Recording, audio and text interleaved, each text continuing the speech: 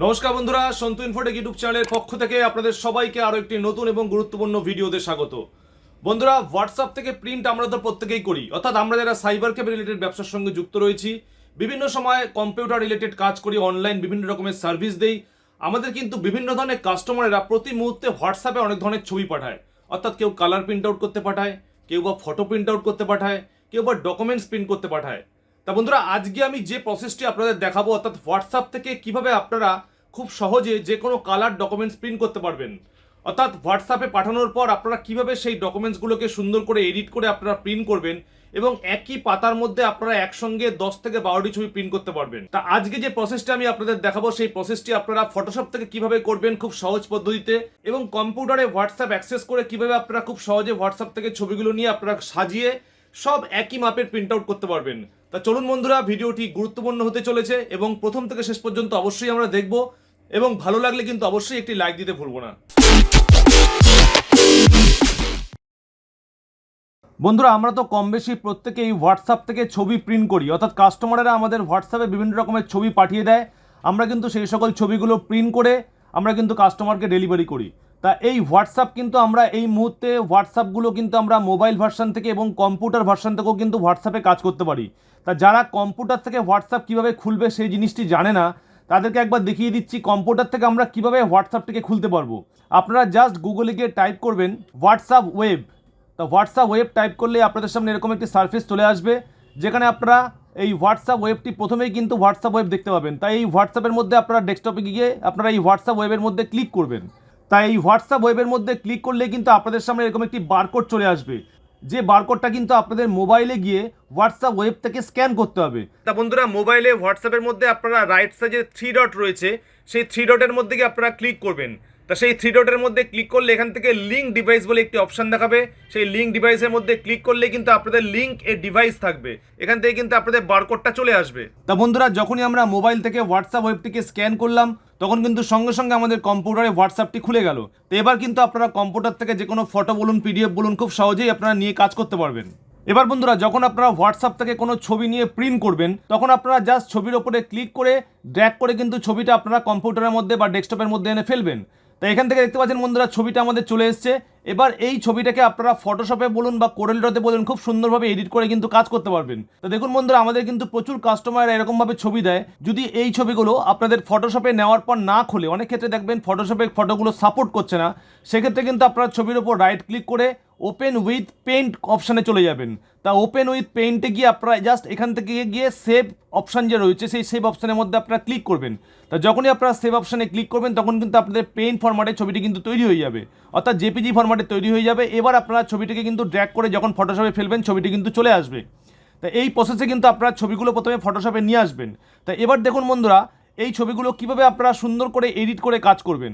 তো এখানে আমি একটি ফোল্ডার রেখেছি। তা এই ফোল্ডারগুলোতে বিভিন্ন রকমের ছবি রয়েছে, এই ছবিগুলোকে আমরা কিভাবে সাজিয়ে কাজ করব। তা দেখুন বন্ধুরা, এই ছবিগুলোকে সাজিয়ে কাজ করতে গেলে আপনারা দুটো অপশানে কাজ করতে পারেন, অর্থাৎ এগুলো কিন্তু প্রজেক্টের ছবি, যেগুলো আমাদের হোয়াটসঅ্যাপের মাধ্যমে পাঠানো হয়েছে। তো এই ছবিগুলোর মাপও কিন্তু দিয়ে দেওয়া হয়েছে, অর্থাৎ একটি পেজে 4টি ছবি হবে এটা।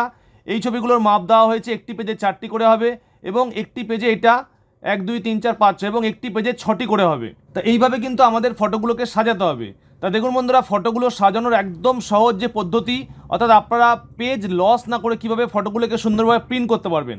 তা আমরা প্রথম ফোল্ডারটিকে ক্লিক করে আমরা প্রথমে 6টি ছবি রয়েছে, 1 2 3 4 5 6, এই 6টি ছবিকে আমরা কোরেল ড্রর মধ্যে নিয়ে নেব।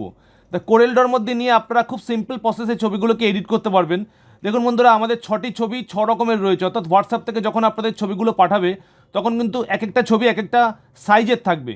তা আপনারা ছবির ওপরে ক্লিক করবেন, ছবির ওপর ক্লিক করার পর দেখবেন এইখানে একটি অপশান রয়েছে, একদম সিম্পল প্রসেস। যাদের আপনাদের কোরেল ড্র রয়েছে, আমি ফটোশপে আপনাদের দেখিয়ে দেবো। এই কোরেল ড্রর মধ্যে কিন্তু এখানে একটি সিম্পল প্রসেস রয়েছে, অর্থাৎ আপনাদের এখানে ইঞ্চিতে সেট করার জন্য রয়েছে। তা আমরা এখানে ইঞ্চিতে সেট করবার জন্য আমরা যে কোনো মাপ কিন্তু এখানে দিতে পারি। ধরুন আমি 3 ইঞ্চি বাই 2 ইঞ্চি ফটো সাইজটাকে করব, তাহলে এখানে আমরা 3 করে দিলাম, এখানে 2 করে দিলাম। যখনই আমরা ক্লিক করলাম, তখন কিন্তু আমাদের ফটো সাইজ 3 ইঞ্চি বাই 2 ইঞ্চি হয়ে গেল। এই ফটোটাকে আমরা ক্লিক করব, এখানে আমরা 3 ইঞ্চি বাই 2 ইঞ্চি করে দেবো। তো এইভাবে কিন্তু আপনারা প্রত্যেকটা ছবিকে সাইজ করে নিতে পারবেন, অর্থাৎ প্রত্যেকটা ছবির যে সাইজ হবে একই রকমের ছবিগুলোকে আমি করে নিচ্ছি 3 ইঞ্চি বাই 2 ইঞ্চি। তো দেখুন বন্ধুরা, মোটামুটি আমাদের 3 ইঞ্চি বাই 2 ইঞ্চি কিন্তু প্রত্যেকটি ছবি সাজানো হয়ে গেছে। এবার এই ছবিগুলোকে কিন্তু সুন্দর করে আমরা একটা পেজের মধ্যে সাজিয়ে দিতে পারবো। অর্থাৎ এভাবে কিন্তু আমরা একটা পেজের মধ্যে প্রত্যেকটা ছবি সাজিয়ে নিতে পারবো।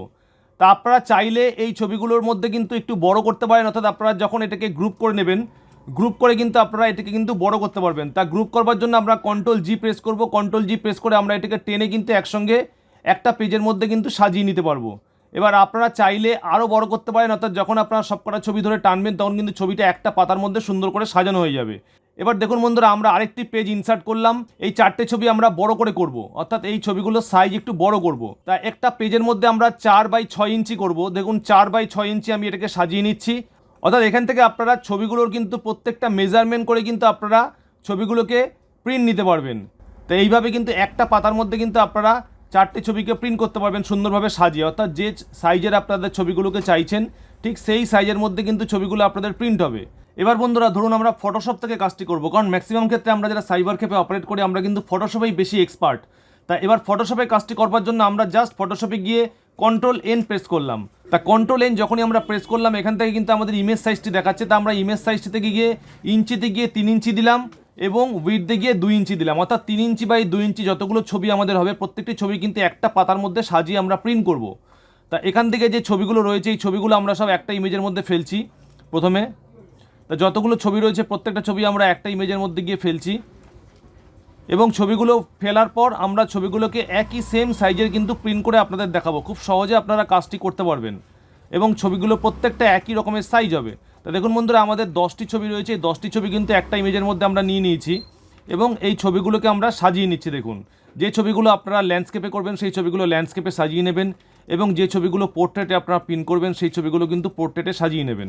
তাহলে কিন্তু আপনাদের প্রত্যেকটা ছবি কিন্তু একই সাইজের এবং সেম সাইজের হবে। তা দেখুন বন্ধুরা, আমাদের মোটামুটি 10টা ছবি কিন্তু মোটামুটি সেটিং হয়ে গেছে। এবার এই 10টা ছবিকে আমরা একটা পাতার মধ্যে নিয়ে প্রিন্ট করব। তা আমরা একটা ইমেজ ক্রিয়েট করছি Ctrl+N দিয়ে, এখান থেকে A4 পেজ ক্রিয়েট করে নিলাম। A4 পেজ ক্রিয়েট করার পর এবার যে ছবিগুলো আমাদের এখানে রয়েছে প্রত্যেকটা ছবি আমরা লক করে করে কিন্তু এখান থেকে টেনে ফেলছি। দেখুন প্রথম ছবিটা আমরা যখন টেনে ফেললাম এখানে ছবিটি কিন্তু চলে আসলো এই সাইজের ছবি এবং সেকেন্ড যে লেয়ারটা সেই লেয়ারটাকে অন করে আমরা ছবিটিকে আমরা এখান থেকে গিয়ে ফ্ল্যাটান ইমেজ করলাম, তখন এই ছবি লেয়ারগুলো মার্জ হয়ে গেল। থার্ড যে ছবিটি রয়েছে সেই ছবিটিকেও আমরা ফ্ল্যাটেন করে নিলাম, তাহলে সবকটা লেয়ার কিন্তু মার্জ হয়ে গেল। 3টে ছবি চলে এসছে অলরেডি। ফোর্থ ছবিটিকে এভাবে প্রত্যেকটা লেয়ার আপনারা অন করে করে কিন্তু আপনারা ছবিগুলোকে এভাবে ড্র্যাগ করে করে ফেলবেন। তো দেখুন বন্ধুরা, আমরা কিন্তু মোটামুটি একটা A4 পাতার মধ্যে 10টি ছবি অলরেডি নিয়ে নিয়েছি এবং এই 10টি ছবিকে কিন্তু আমরা সুন্দর করে প্রিন্ট করব। তা আপনারা চাইলে কিন্তু প্রত্যেকটা ছবির মধ্যে একটা করে স্ট্রোক দিতে পারেন। তো স্ট্রোক কোথা থেকে দেবেন? এডিটে গিয়ে আপনারা স্ট্রোক অপশানে গিয়ে আপনারা কিন্তু স্ট্রোক দিতে পারেন। দেখুন স্ট্রোক দেওয়ার সঙ্গে সঙ্গে কিন্তু আমাদের চারকোনা কিন্তু একটি স্ট্রোক চলে এসছে। তা প্রত্যেকটা ছবিতেই কিন্তু আপনারা স্ট্রোক ইউজ করতে পারেন, এডিটে গিয়ে স্ট্রোক। তা যখনই এডিটে গিয়ে স্ট্রোক দেবেন এখান থেকে স্ট্রোকটাকে বাড়িয়ে নিতে পারেন 5 বা 4, তাহলে কিন্তু স্ট্রোকটা একটু মোটা হবে। তাহলে আপনার ছবিগুলো সাজাতে সুবিধা হবে এবং প্রত্যেকটা ছবি কিন্তু একই সাইজের হবে। যে সকল ছবিগুলো হোয়াইট ব্যাকগ্রাউন্ড থাকবে সেই সকল ছবিগুলোতে আপনারা একটা করে স্ট্রোক দিয়ে নেবেন, তাহলে কিন্তু আপনাদের ছবিগুলো দেখতে সুন্দর লাগবে। তা আমি দেখুন হোয়াইট ব্যাকগ্রাউন্ডওয়ালা প্রত্যেকটি ছবিতে একটি করে স্ট্রোক দিয়ে দিচ্ছি। তা আপনারাও কিন্তু এরকমভাবে স্ট্রোকগুলো দিয়ে যদি প্রিন্ট নেন তাহলে কিন্তু আপনাদের প্রিন্টগুলো দেখতেও সুন্দর হবে। তা দেখুন বন্ধুরা, আমাদের 9টি ছবি সাজানো হয়ে গেছে। তা আর একটি ছবি রয়েছে, আর একটি ছবিকে কিন্তু আপনারা ল্যান্ডস্কেপে কিন্তু দিয়ে দিতে পারেন, অথবা আরও দুটো ছবি যদি আপনাদের হয়। তা ধরুন আমি আরেকটা ছবি নিলাম, 11টা ছবি। এই 11টা ছবি কিন্তু আপনারা খুব সুন্দরভাবে সাজিয়ে একটা পেজের মধ্যে কিন্তু প্রিন্ট দিতে পারবেন। তা এইভাবে কিন্তু আপনারা একটা A4 পাতার মধ্যে ছবিগুলোকে যদি প্রিন্ট দেন তাহলে কিন্তু প্রত্যেকটা ছবি কিন্তু সমান মাপের হবে এবং যে সকল প্রজেক্টের মধ্যে ছবিগুলো ইউজ হবে প্রত্যেকটা কাজই কিন্তু আপনাদের সুন্দর মতো হবে। তা এই প্রসেসে কিন্তু আপনারা যে কোনো সাইবার ক্যাফেগুলোতে এই প্রসেস অবলম্বন করে কিন্তু আপনারা সুন্দরভাবে কালার প্রিন্ট আউট নিতে পারবেন। বন্ধুরা, আজকের এই ভিডিওটি আপনাদের কেমন লাগলো অবশ্যই কমেন্ট করতে ভুলবেন না, কারণ এরকম অনলাইন রিলেটেড প্রতি মুহূর্তে টিপস অ্যান্ড ট্রিক্স, অনলাইন কাজের গুরুত্বপূর্ণ ভিডিও প্রতি মুহূর্তে কিন্তু আমি আপনাদের এই চ্যানেলের মাধ্যমে নিয়ে আসবো। তা আজকের মতো বন্ধুরা এ পর্যন্তই। ভালো থাকবেন, আবার ফিরে আসবো নেক্সট ভিডিওতে।